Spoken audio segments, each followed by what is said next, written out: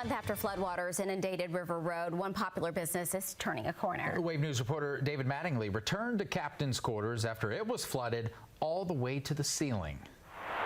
This Louisville business has seen a lot of floods, but the Captain's Quarters is bouncing back again.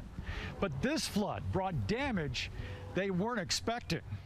Walking through his now spotless lobby, Andrew Masterson had to laugh when I asked how bad was the flood.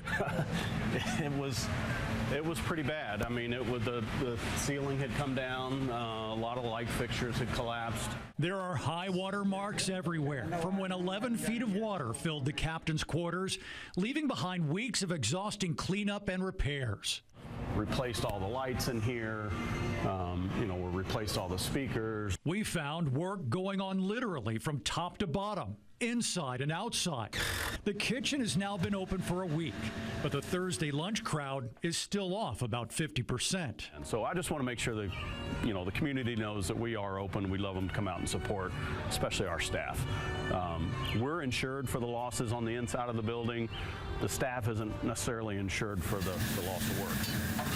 Mason Winstead is back on the job flipping burgers. When the floodwaters were rising, he helped move expensive equipment to higher ground. We got all the electronics, all the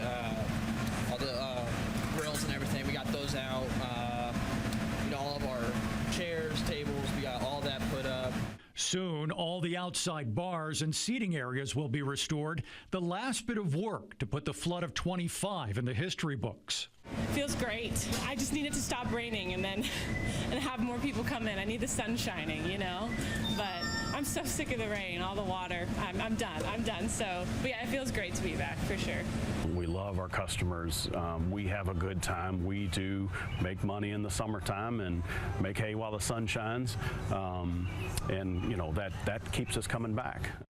And now it's full steam ahead to get back to normal for the official start of summer and the busy Memorial Day weekend.